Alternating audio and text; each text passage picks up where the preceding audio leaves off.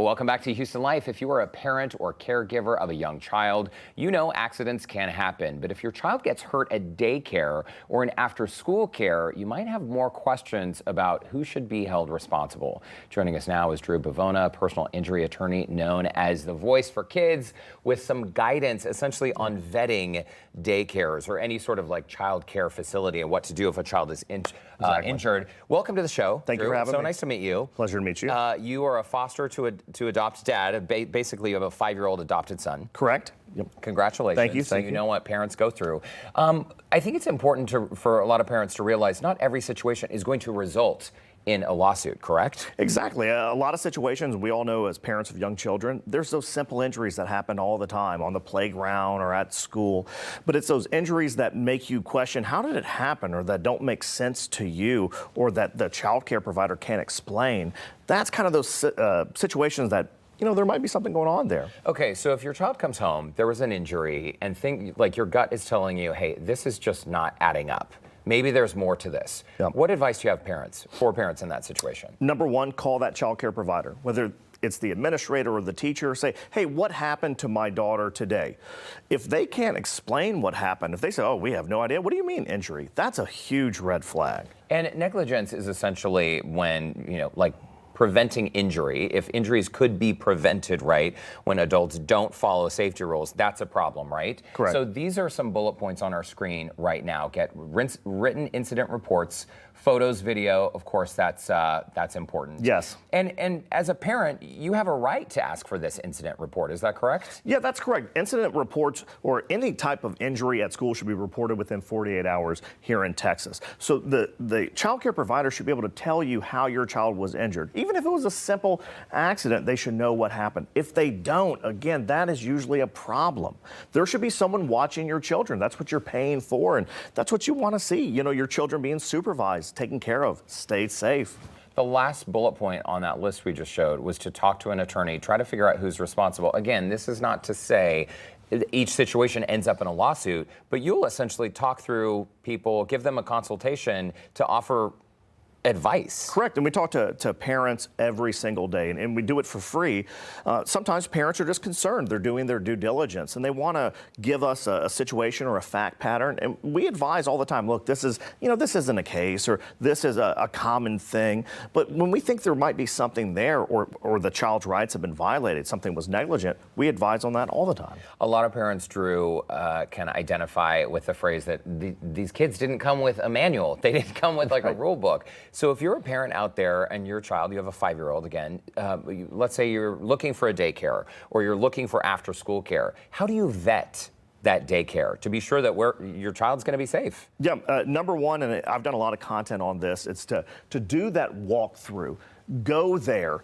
How do you feel? Parents, we trust our gut all the time. When you go to a place, do you get a warm and fuzzy? Does it smell clean? Do the children look happy? Do the employees there look happy?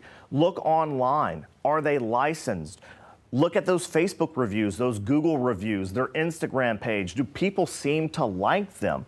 And get an understanding of who's in charge. How's their training, their supervision going? Does it seem like there's enough employees there? Does it seem understaffed? And of course, those safety procedures, and it usually comes in some type of handbook that are given to parents. But what happens in emergencies? Who do they contact? How do they contact me? Is it with a third-party app? Is it a phone number? Whose phone number do you have?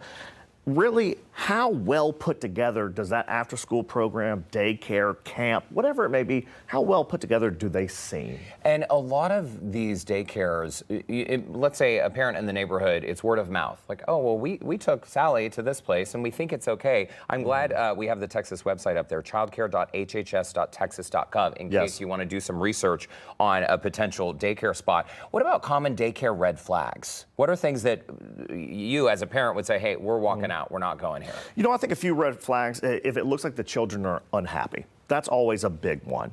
Another red flag, do they have a high turnover of employees? You've been there for a month, you've had 4 different teachers with your child. That doesn't make a lot of sense. Also, that communication aspect. Am I getting those incident reports? Am I getting updates of how my child's doing? Are they progressing? Are they not progressing? Are they having a problem with nap time? Getting that constant feedback is so important. How does the premises look? And when I say premises, I mean the classrooms, the playground. Does it look upkept? Is the grass cut? Does it smell clean? And also inside of those rooms, what's the child age there? Is it a lot of mixed ages of children together that you don't think should be mixed? Has it been separated? These are all red flags I would look at. Interesting. A lot of that common sense, but like the age group thing, that's an important one. Okay, we got less than a minute left. What if your child is hurt? What do we do? Yeah, child's hurt, number one, get medical attention. It is so important to take your child to the doctor, whether it's the pediatrician, pediatric urgent care, the ER if it's severe. Make sure they're okay. Document those injuries. Second thing, talk to the child care provider. It can be on the phone or it can be an email, but you want to take photos. You want to save those texts. You want to save that email.